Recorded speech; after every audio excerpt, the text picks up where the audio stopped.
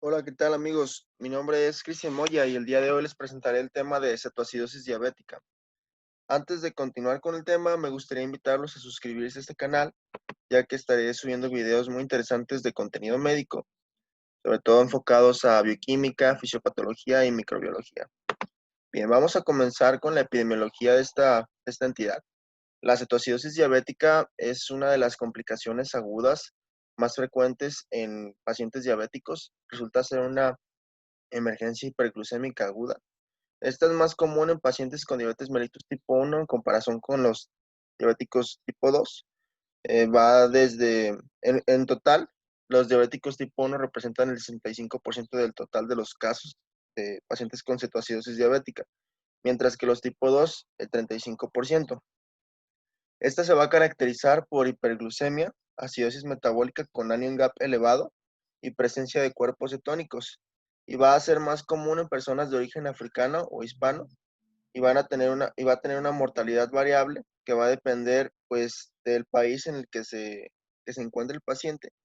Generalmente los pacientes que viven en países en desarrollo, la mortalidad oscila desde un 3 a un 11%, mientras que los que se encuentran en países desarrollados es menor a 1%. Y de las personas de los que fallecen, los más frecuentes van a ser personas mayores de 65 años de edad y con enfermedades precipitantes. Y bueno, también es importante conocer que esto implica un alto costo tanto al paciente como a la salud pública o el tipo de tratamiento que se emplea. ¿Cuáles van a ser los factores de riesgo? Lo más común es que antes de desarrollar la cetoacidosis diabética se presente una infección recurrente, como puede ser una infección del tracto urinario o una gastroenteritis. ¿Sí? Estas dos entidades van a ser las infecciones que mayormente se asocian a cetoacidosis diabética, pero puede haber más, como son las neumonías en el caso de los ancianos o cualquier otra. Otro factor importante va a ser la pobre adherencia a la insulinoterapia. Sí, esto quiere decir que el paciente puede no estar bien adiestrado sobre cómo utilizar la insulina o simplemente el paciente pierde interés con seguir con su tratamiento. No le importa mucho y pues las consecuencias son estas. Comorbilidades como el síndrome coronario agudo, el mal funcionamiento de bombas de insulina y otras enfermedades como infarto agudo del miocardio, eventos vasculares cerebrales, pancreatitis, alcoholismo, tromboembolia pulmonar y trauma. Y algunos fármacos, sobre todo aquellos que alteran el metabolismo de los carbohidratos, como son glucocorticoides, simpaticomiméticos, em, algunas drogas también como la marihuana, cocaína, el litio, agentes antipsicóticos, ¿sí? Todos estos en conjunto pues van a afectar el metabolismo de los carbohidratos y van a favorecer la cetoacidosis diabética. Sí, aquí en esta tabla se explican algunos de los agentes precipitantes, algunos ya los mencioné, sin embargo existen otros como la intoxicación por el alcohol, la endocrinopatía es como el síndrome de Cushing, tirotoxicosis, acromegalia. Si se fijan estas tres entidades, lo que comparten es que aumentan hormonas catabólicas, como es en el caso del Cushing, pues son los glucocorticoides. Tirotoxicosis, hormonas tiroideas, que a su vez pues aumentan la sensibilidad a las catecolaminas, y la acromegalia, que es un aumento en la hormona de crecimiento. Otras entidades como las quemaduras severas, hipertermia o hipotermia, y de las drogas ya anteriormente mencionadas, también incluir diuréticos diacidas e inhibidores del cotransportador sodio-glucosa, SGLT2. Este es un dato muy interesante que más adelante veremos por qué precisamente estos inhibidores, que son, am, pues es un tratamiento empleado para diabetes, resulta ser contradictorio en pacientes que están en riesgo de cetoacidosis diabética. Hablando de la fisiopatología, tenemos que considerar algunos aspectos fisiológicos de la insulina respecto del metabolismo. Sabemos que la insulina es una hormona polipeptídica que va a, s- va a ser meramente anabólica, ¿ok? Este va a tener un efecto metabólico tanto a nivel de metabolismo de los carbohidratos, proteínas y lípidos, sobre todo de carbohidratos, pero puede afectar también los demás. Se va a encargar de aumentar el transporte de glucosa, favorecer la glucólisis, que es el único efecto catabólico de la insulina, en sintetizar glucógeno, y respecto a las proteínas, aumentar el transporte de aminoácidos y promover la síntesis de proteínas. En caso de lípidos, también aumentar la captación de triglicéridos y favorecer la lipogénesis. Por otro lado, los efectos contrarios de la insulina cuando ésta se inhibe o cuando hay la presencia de otras hormonas contrarreguladoras son los contrarios a esto, son meramente catabólicos, como es la degradación del glucógeno, favorecer la gluconeogénesis, la proteólisis, lipólisis y oxidación de ácidos grasos. Bien, ¿qué va a pasar en un paciente con cetoacidosis diabética? Bueno, pues lo esencial es que cualquier paciente con diabetes mellitus tipo 1 va a cursar con un déficit absoluto de insulina, porque esto es lo que caracteriza a un paciente con diabetes mellitus tipo 1. La, la falta de producción de insulina. Por eso es más frecuente en estos pacientes, los diabéticos tipo 1. Por otro lado, en los diabéticos tipo 2 puede haber una deficiencia relativa de la insulina. ¿Y qué va a pasar? Bueno, si se disminuye el metabolismo anabólico generado por la insulina, se van a favorecer todos estos procesos metabólicos, catabólicos, ¿ok? Estos a su vez van a estar acentuados por la liberación de glucagón y adrenalina, los cuales pues también van a promover el catabolismo de las macromoléculas anteriores, pero enfocándonos en los lípidos, estos van a promover el catabolismo de los triglicéridos, favorecer la cetogénesis. ¿Cómo es que lo hacen? Bueno, tanto el glucagón como la adrenalina tienen receptores a nivel de tejido adiposo que favorecen la actividad de esta enzima, la lipasa sensible a hormonas. La lipasa sensible a hormonas lo que va a hacer es captar triglicéridos, moléculas de triglicéridos endógenos para degradarlas y así liberar una molécula de glicerol y tres de ácidos grasos, que van a ser ácidos grasos libres, y estos a su vez pueden viajar al hígado por el torrente sanguíneo y de esta forma oxidarse. ¿Cómo se van a oxidar? A través de la beta oxidación, ¿sí? Estos se convierten en acilcoenzima, acilcarnitina y así en acilcarnitina por la carnitina palmitoiltransferasa tipo 1 pueden internalizarse a la mitocondria hepática, oxidarse y aquí formar parte de la vía de cetogénesis o irse al ciclo de Krebs. Sin embargo, tengamos en cuenta que cuando un paciente tiene cetoacidosis diabética, el acetilcoenzima no pasa ciclo de Krebs. Es imposible pasar a, esta, a este ciclo por el hecho de que es demasiada la acetilcoenzima que satura el sistema para transportarlo a- al ciclo de Krebs. A su vez, pues también la beta oxidación genera muchísima energía que a fin de cuentas el ATP pues es una moneda energética que en este caso pues inhibe la actividad de forma alostérica de muchas enzimas que participan en el ciclo de Krebs, sobre todo la isocitrato deshidrogenasa. Esto hace que todo este acetilcoenzima A que está circulando aquí se vaya a una vía alternativa que es la cetogénesis. Forme cuerpos cetónicos y estos viajen a la sangre, sirvan como sustratos energéticos y en grandes concentraciones pues generen la toxicidad en los diferentes órganos. ¿Cómo es esta vía de cetogénesis? Bueno, aquí se observa cómo es que una molécula de acetilcoenzima A se condensa con otra molécula de acetilcoenzima A y forma el acetoacetilcoenzima A, ¿ok? Es la unión de dos moléculas de acetilcoenzima A. Se libera una molécula de coenzima A y tenemos acetoacetilcoenzima A.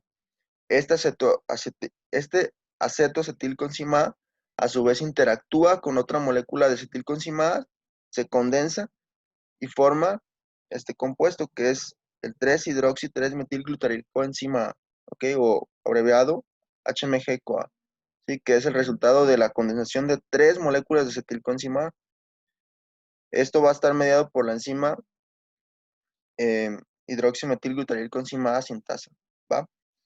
Y esta a su vez, una vez que está de esta forma, se va a lisar por medio de la hidroximetilglutarilcoenzima A liasa para formar acetoacetato. Aquí, en este caso, se libera una molécula de acetilcoenzima A, misma que puede utilizarse o reciclarse, por decirlo así, para formar más cuerpos cetónicos. Este acetoacetato, a su vez, tiene dos destinos.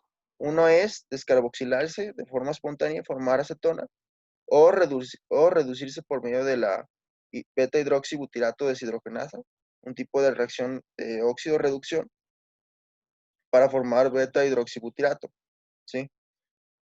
Recordar aquí que estos son los tres cuerpos cetónicos, ¿va? El ácido acetato, la acetona, la acetona y el beta hidroxibutirato, ¿va? Y aquí tenemos los tres tipos de cetonas, ¿ok? Son tres tipos de cetonas las que podemos encontrar en nuestro cuerpo. El primero ya habíamos mencionado que es el primer cuerpo cetónico que se genera y es resultado de la degradación de ácidos grasos, que se puede convertir en cualquiera de estos dos.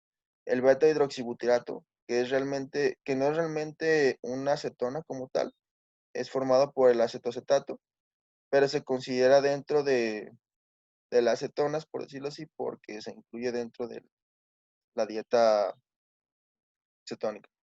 Y la acetona, que es el producto instantáneo, pues, de forma espontánea del acetoacetato, se puede destruir fácilmente y se puede remover del cuerpo a través de la respiración o por la orina. Bien, ahora viene esta pregunta. ¿Por qué se da la acidosis metabólica en los pacientes con cetoacidosis diabética? Bueno, pues puede ser muy lógico pensar que los cuerpos cetónicos son ácidos muy fuertes. Sin embargo, aquí lo que va a pasar, o sea, sí es verdad ese enunciado anterior, pero lo que va a pasar es que se van a disminuir las concentraciones de bicarbonato, ¿sí? Resulta aquí que al ser ácidos muy fuertes, estos tienen la capacidad de disociarse en el pH fisiológico, que es de 7.35 a 7.45. ¿Qué va a pasar aquí? Estos cuerpos cetónicos van a liberar grandes cantidades de hidrogeniones cuando se disocian y estos hidrogeniones a su vez van a interactuar con el bicarbonato, que a fin de cuentas es el sistema buffer por excelencia extracelular más importante, que bueno, si se llegara a asociar con los hidrogeniones, pues formaría ácido carbónico que a su vez se disociaría y formaría CO2 y agua, mismo que podría ser eliminado a través de los pulmones. O la otra es que este beta hidroxibutirato se asocia al sodio y puede ser excretado por la vía urinaria. Estos son los dos destinos de eliminación de los protones liberados por el beta hidroxibutirato y de los otros de los otros cuerpos cetónicos. Sí, entonces, estos cuerpos cetónicos son ácidos fuertes que liberan protones. Recordemos la definición de un ácido, que es cualquier sustancia que tiene la capacidad de ceder un protón, de ceder protones. Y pues este es el efecto, a fin de cuentas. Se agotan las concentraciones de, de bicarbonato y pues esto empeora porque este es nuestro sistema buffer. Y hay una mayor concentración de hidrogeniones libres. Esto nos va a conllevar a una acidosis metabólica con anion gap elevado. ¿Por qué con anion gap elevado? Por la misma cuestión de los cuerpos cetónicos. Los cuerpos cetónicos se disocian y son aniones no cuantificables en una gasometría como tal. Eh, para esto, pues tenemos que identificar, una vez que tengamos la acidosis metabólica, ver si es anion gap. Empleamos esta fórmula, que es la fórmula del anion gap, que nos ayuda a encontrar la diferencia entre los cationes y los aniones, sí, que a su vez no son cuantificables. Resulta ser esto es producto de la diferencia de sodio menos cloro más bicarbonato. El rango normal oscila entre 10 más menos 2 el equivalentes por litro. Si se aumenta esta cifra, pues ya se considera una acidosis metabólica con anion gap elevado. Tenemos que considerar también la cuestión de la hipoalbuminemia, porque si bien la albúmina es una proteína, que tiene carga negativa. Entonces, cuando esta disminuye, puede darnos falsos positivos diciéndonos que tenemos un anion gap normal o más bajo de lo que realmente está el paciente. Por eso, cuando una persona presenta hipoalbuminemia, tenemos que corregir esto. Por cada gramo por decilitro de albúmina que esté debajo de 4, tenemos que considerar que el anion gap está disminuido 2.5 miliequivalentes por litro. Entonces, en este caso, si tenemos, por ejemplo, 3 de albúmina, tenemos que considerar que 2.5 no está siendo tomado en cuenta en el anion gap, se tiene que sumar. Es por eso que tenemos que hacer este tipo de corrección si es que se presenta la hipoalbuminemia. Bien, la diuresis osmótica. También en un paciente con cetoacidosis diabética, ya habíamos visto que parte de la triada va a ser la hiperglucemia. Aunque no es total una ley, más adelante veremos por qué no es una ley. Hay pacientes que también se pueden mostrar euglucémicos por el hecho de que estén presentes otras comorbilidades como las infecciones o que estén intoxicados por alcohol o estén tomando un fármaco inhibidor del SGLT2, puede darnos también una cetosis diabética sin hiperglucemia, pueden estar euglucémicos. Pero hablando de los pacientes que están hiperglucémicos, cuando un paciente está hiperglucémico y tiene grandes cantidades de cuerpos cetónicos, se da este fenómeno que es la diuresis osmótica. ¿A qué se refiere esto? Cuando tenemos grandes concentraciones de un osmolito activo, como es el caso de la glucosa, y se vence el umbral de filtración glomerular, que en este caso pues es arriba, es 180 el, el umbral de filtración glomerular. Cuando se vence este umbral, se empieza a filtrar mucha glucosa por los riñones y esta pasa a la orina. A fin de cuentas, si es un osmolito activo, este osmolito activo va a traer también agua. ¿Y qué va a pasar? Bueno, pues se va a dar un estado de hipovolemia, porque a fin de cuentas estamos excretando demasiada orina y esto pues nos disminuye el volumen circulante eh, del total de agua corporal.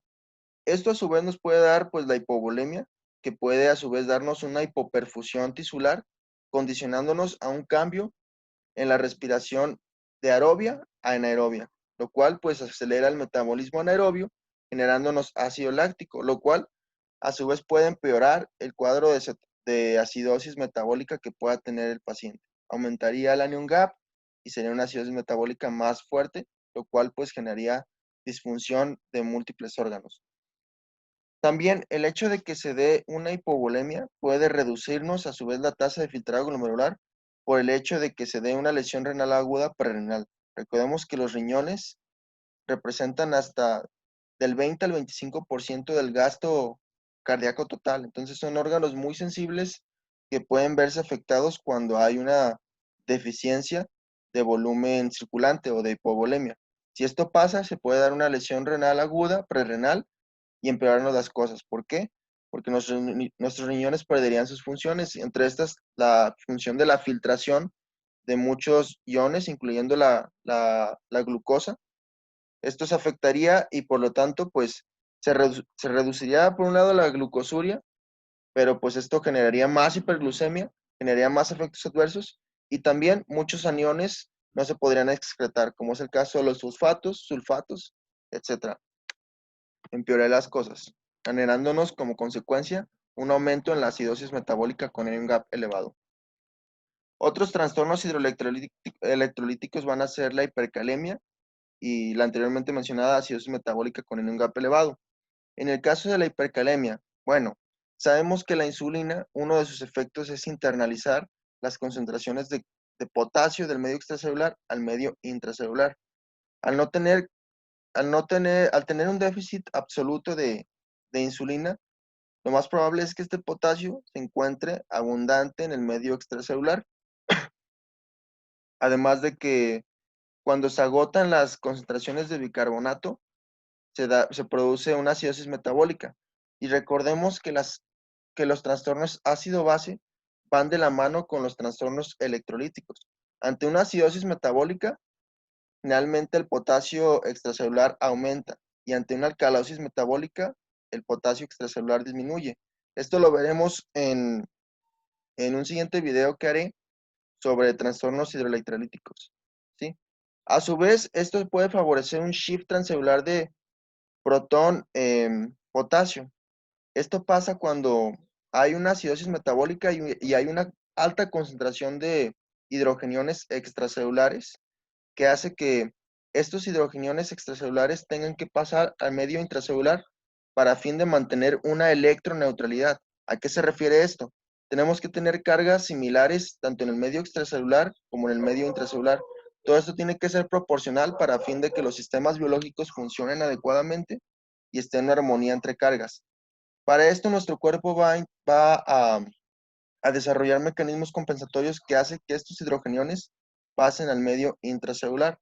Pero para que esto sea posible, tiene que haber un equilibrio también de cargas que hace que el potasio intracelular salga y de esta forma aumente la concentración de potasio extracelular, lo cual pues empeora las cosas porque nos puede dar como resultado una hipercalemia, ¿sí? Si se fijan, aquí tenemos dos puntos importantes que aceleran y aumentan la concentración de potasio. Por un lado, no hay insulina que lo internalice y por otro, la acidosis metabólica condiciona que éste se encuentre afuera por el shift transcelular.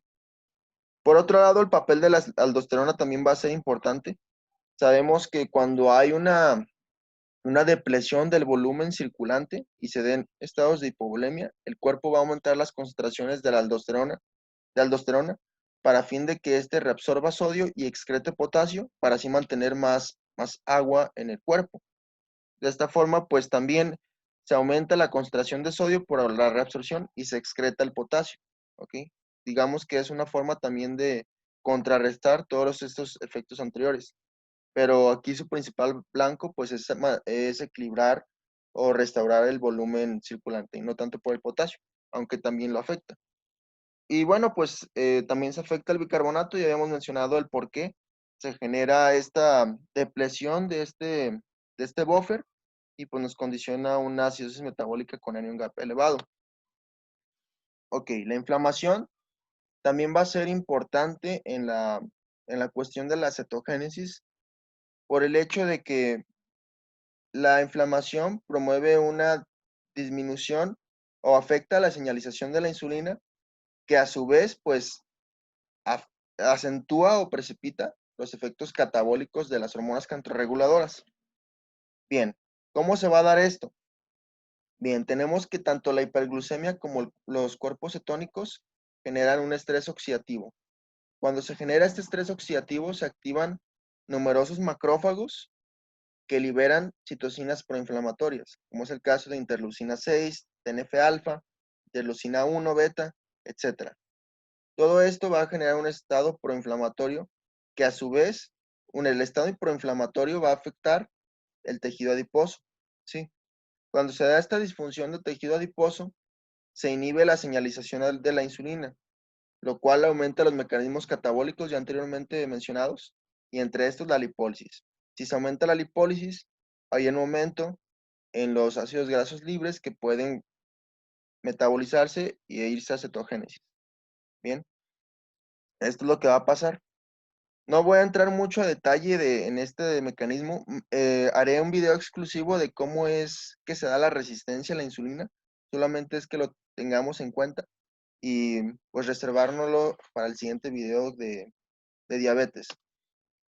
Aquí se integran todos los mecanismos fisiopatológicos de cómo es que se da la citoacidosis diabética. Muestra cómo se afectan diferentes órganos y tejidos para favorecer la cetogénesis. Ya habíamos mencionado la cuestión del tejido adiposo. En el músculo es importante esto. Cuando se da la proteólisis, se liberan grandes concentraciones de aminoácidos que pueden tener propiedades cetogénicas o gluconeogénicas. Hablando de los aminoácidos gluconeogénicos, estos a su vez pues pueden ser precursores importantes para generar glucosa a través de la gluconeogénesis. Recordemos que la gluconeogénesis es esto, síntesis de glucosa a través de intermediarios que no son hidratos de carbono. Entonces, los aminoácidos son precursores importantes para la gluconeogénesis. Por otro lado, en los aminoácidos cetogénicos se generan intermediarios de la vía de la cetogénesis, como es el caso del acetoacetato, ¿sí? Este acetoacetato, pues a su vez puede irse a la vía de cetogénesis, continuarla, generar más cuerpos cetónicos, ¿ok? Los cuales a su vez, pues pueden afectar el pH, disminuyendo las concentraciones de bicarbonato, generándonos ácido carbónico, mismo que se disocia en agua y CO2. El CO2 puede a su vez liberarse a través de los pulmones, generándonos un patrón respiratorio de tipo Kussmaul, ¿sí? Esto es respiraciones profundas y frecuentes, que a fin de cuentas representa un mecanismo compensatorio. Ante una acidosis metabólica se da un estado de hiperventilación, como es el caso de la respiración de Kussmaul. Y aquí algo interesante es que además de este patrón respiratorio, los pacientes van a tener un olor a frutas al momento de expirar por el hecho de la acetona. ¿Ok? La acetona es un cuerpo cetónico volátil que puede excretarse por medio de los pulmones. Y bueno, hablando en el caso del riñón, la hiperglucemia pues puede darnos la glucosuria y la acetonuria por los mecanismos ya anteriormente mencionados, generándonos poliuria, ¿ok? Que es pues orinar en grandes cantidades. Y esto pues a su vez nos puede dar lugar a polidipsia como mecanismo compensatorio y como tal pues nos va a dar un estado de deshidratación y de hipoperfusión tisular, ¿sí? La hiperglucemia, ya habíamos mencionado este punto, que nos genera citocinas proinflamatorias, mismas que a su vez pueden afectar el funcionamiento de las células beta y la secreción de insulina, empeorándonos las cosas aún más.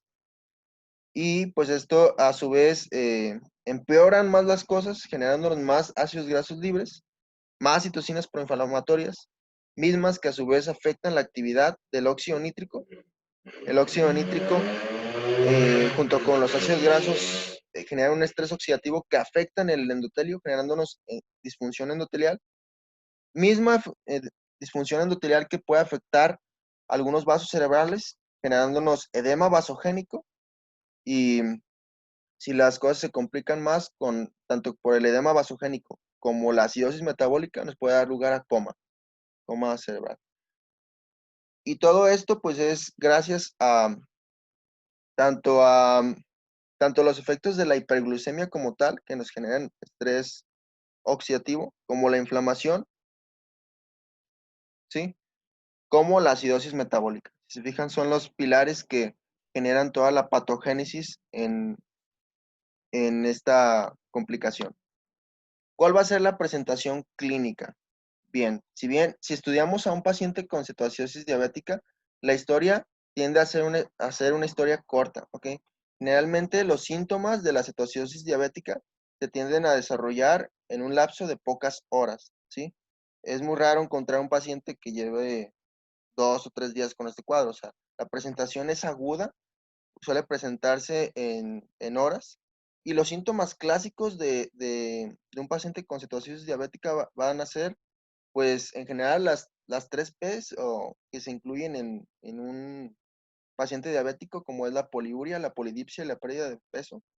Se pueden presentar también náuseas, vómitos y dolor abdominal, que es de los más frecuentes, más del 60% de los pacientes van a presentar estos. Signos de deshidratación por el hecho de que se esté presentando la hipovolemia y hasta en un 20% menor a esto, pérdida de la conciencia. Ya habíamos mencionado algunas cuestiones aquí. La poliuria, cetonuria y glucosuria, que va a poder ser detectado por, por métodos semicuantitativos. Las afectaciones gastrointestinales ya mencionadas. La respiración de Kussmaul, que es una hiperventilación, y afectación a nivel del sistema nervioso central, que se puede traducir como letargia o estupor en el nivel de conciencia o llegar a coma. La visión borrosa y el olor a frutas producido por la acetona, la respiración. Bien, ¿cuál va a ser el diagnóstico? Para diagnosticar la cetoacidosis diabética ya hemos mencionado que se tienen que cumplir estos 3 criterios: hiperglucemia, cetosis y acidosis metabólica con N gap elevado. Había comentado este punto de que la hiperglucemia no va a estar en todos los casos presentes, ¿sí? En pacientes euglucémicos, como es el caso de aquellos que consumen un inhibidor de SGLT2, tengan infecciones o tengan otras comorbilidades, pueden estar euglucémicos sin necesidad de tener este estado de hiperglucemia.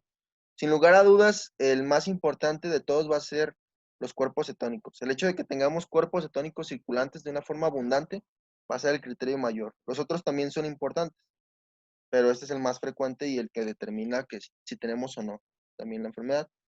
El diagnóstico va de acuerdo a la guía ADA, la Asociación Americana de Diabetes. Va a poder clasificarse en leve, moderado y severo, dependiendo del grado de estas tres entidades. En la leve, la concentración de glucosa sérica, bueno, en todas va a ser mayor a 250, ¿sí? Este es como el punto de corte. Arriba de 250 ya se considera hiperglucemia en estado de cetoacidosis diabética, ¿ok? O sea, la hiperglucemia siempre tiene un rango, ¿ok? Que es mayor a 200 en pacientes que se tome de forma postprandial, pero en este caso 250 va a ser el punto de corte en pacientes con cetoacidosis diabética. Eh, Acidosis metabólica, que puede variar dependiendo del grado. En la leve es de 7.25 a 7.30. Concentración de bicarbonato, que toma como punto de corte menor a 18, y en este caso pues es de 15 a 18 en la forma leve. Presencia de cuerpos cetónicos tanto en la orina como en el suero, mediante la prueba el test de nitroprusiato. Esta prueba de nitroprusiato es una prueba semicuantitativa que nos ayuda a detectar tanto acetonas como el acetoacetato. De estas dos, el acetoacetato es el más se detecta y no es capaz de identificar el beta hidroxibutirato, es importante.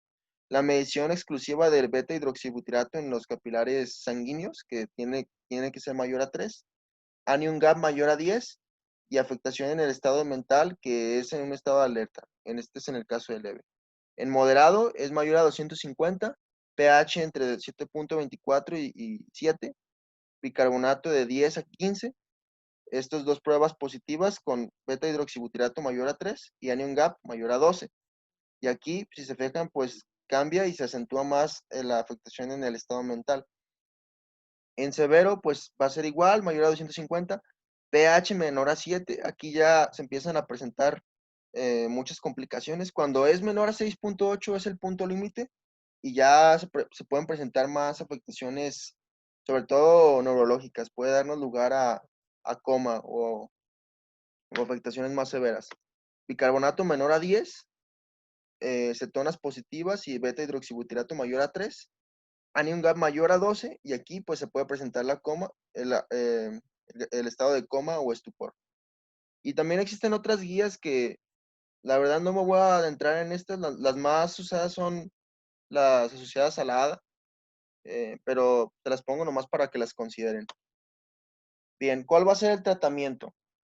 En el tratamiento, los objetivos de esto va a ser restaurar el volumen circulante efectivo y la perfusión tisular mediante, mediante hidratación del paciente, la corrección de la hiperglucemia y la cetogénesis y los trastornos hidroelectrolíticos. Y si hay un evento precipitante, identificarlo y darle un tratamiento adecuado. ¿Ok? Van a ser nuestros tres objetivos en el tratamiento de cetoacidosis diabética. Aquí observamos los tres pilares que se tienen que emplear en un paciente con cetoacidosis diabética. El primer paso consiste en administrar líquidos de forma intravenosa para restaurar la hidratación. ¿Sí? Pues nuestro paciente está en un estado de hipovolemia, está en un estado de hipoperfusión, necesita líquidos para recuperar ese volumen circulante. Lo primero es administrar una solución isotónica de cloruro de sodio al 0.9%, de 500 a 1000 mililitros por hora durante las primeras 2 horas, de 1 a 2 horas. Dependiendo del estado del sodio que tengamos, si este fue corregido o si se encuentra normal, alto o bajo, va a ser los siguientes pasos. Si se encuentra alto o normal, vamos a administrar una solución salina también de cloruro de sodio al 0.49%, de 250 a 500 mililitros por hora, dependiendo del estado de hidratación. Si se encuentra bajo el sodio, vamos a administrar una solución del 0.9% de cloruro de sodio, también 250 a 500 mililitros por hora, dependiendo de su estado de hidratación. Hay que recordar que también en las cetosis diabéticas se pueden cursar por estados de hiponatremia, ¿sí? El hecho de que tengamos mucha glucosa circulante diluye la concentración de sodio extracelular generándonos hiponatremia. Por eso tenemos que considerar este punto al momento de tratar los trastornos hidroelectrolíticos. Ya una vez que se restaura esto y la concentración plasmática de sodio, perdón, de glucosa capilar, alcanza una concentración de 11.1 a 13.9 milimoles por litro, esto es de 200 a 250 milimoles por de 200 a 250 miligramos por decilitro, si lo vemos de otra forma, se cambia la solución por una solución glucosada al 5% de dextrosa, ¿sí? Con una solución salina al 0.49% hasta que la cetoacidosis se resuelva, ¿ok? Aquí se administra una solución glucosada al 5% por el hecho de que vamos a administrar insulina posteriormente y no queremos que se dé un estado de hipoglucemia. Esto lo hacemos para prevenir estados de hipoglucemia. Después vamos a administrar insulina, que puede administrarse tanto por vía intravenosa como por vía subcutánea. Dependiendo de la vía, pues es la dosis que vamos a emplear. En el caso de dosis de la vía intravenosa, vamos a emplear 0.1 unidades por kilogramo de peso y va a ser en un bolo intravenoso. Después después del bolo, a una infusión de insulina intravenosa de 0.1 kilogramos por hora y monitorizamos la glucosa después de 1 a 2 horas después de iniciar este tratamiento. Si es por vía subcutánea, vamos a emplear 0.2 unidades por kilogramo, también en forma de bolo, y después por vía subcutánea cada 2 horas, 0.2 unidades por kilogramo. Igual, esto va a, a terminar en esto de la medición de la glucosa capilar o sérica, la medición de esta cada 1 o 2 horas.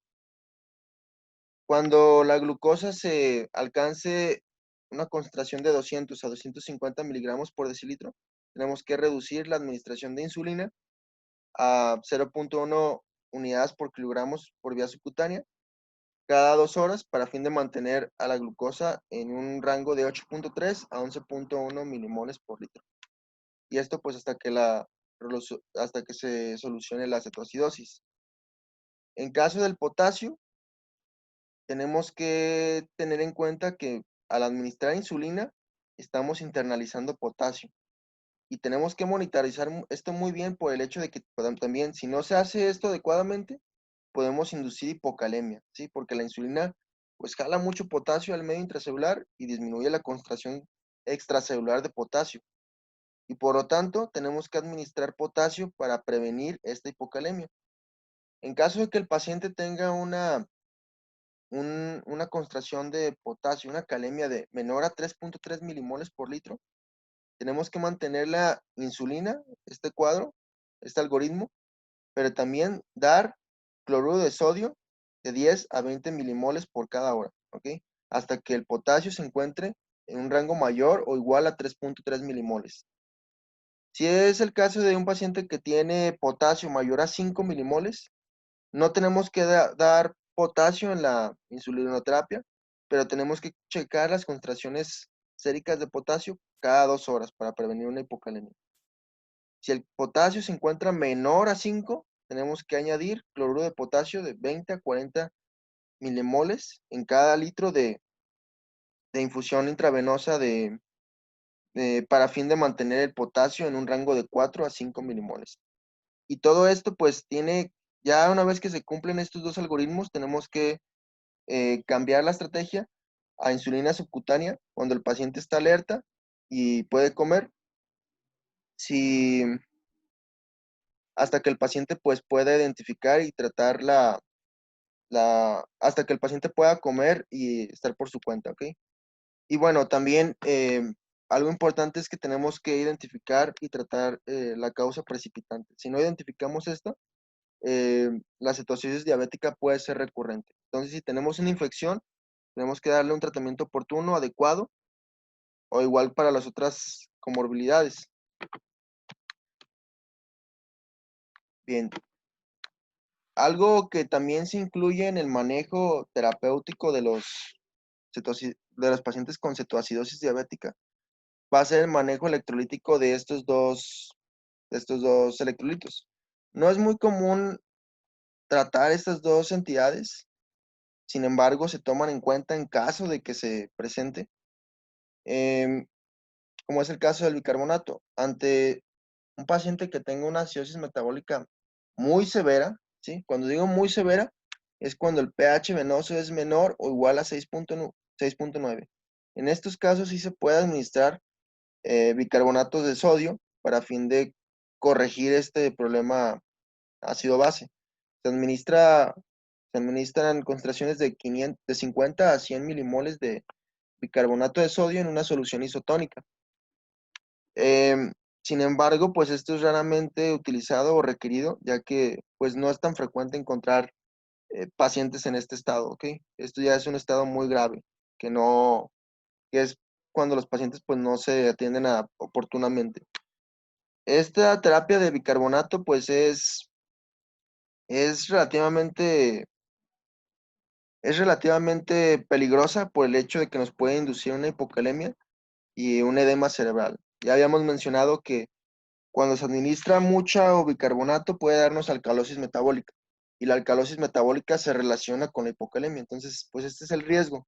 Sin embargo, pues si se hace de una forma adecuada y solamente se emplea cuando está en este rango de pH, no va a pasar nada y va a ser una solución al problema ácido-base, previniendo las complicaciones ya mencionadas. La reposición de fosfatos también es muy raro que se utilice y este va a estar limitado a pacientes con evidencia de distrés respiratorio o cardíaco que tengan niveles de fosfato menor a 0.32 milimoles por litro. Finalmente, la cuestión de la prevención va a ser muy importante en los pacientes diabéticos.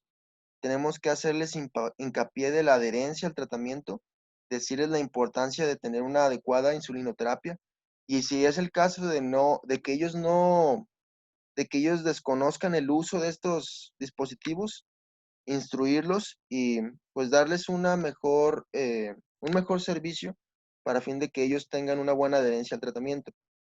Tenemos que instruirlos sobre estas medidas, enfatizando que la insulina nunca debe de discontinuarse porque pues nos puede dar este tipo de complicaciones. No nada más esto, nos puede dar también de estados hiperglucémicos, hiperosmolares, puede irles muy mal a los pacientes si no llevan a cabo una buena insulinoterapia.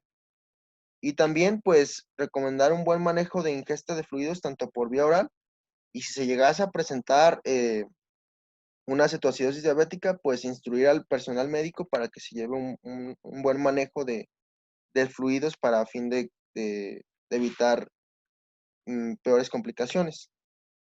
Y bueno, les dejo este, esta bella imagen que saqué de los primers de Nature. Se explica de una forma resumida los puntos clave, tanto del diagnóstico, la epidemiología, la definición, los mecanismos fisiopatológicos, la prevención, que hace mucho hincapié, y el tratamiento, ¿ok? Ya no vamos a repetir cada uno de estos puntos, solamente es para que los vean y pues chequen los puntos clave de cada uno de estos. Por mi parte ha sido todo, les agradezco mucho su atención y espero que este video les haya sido de utilidad. Estaré al tanto de nuevos videos por si quieren checarlos. Haré un gran número de videos en estas vacaciones y en lo que sigue. Nos vemos y hasta la próxima.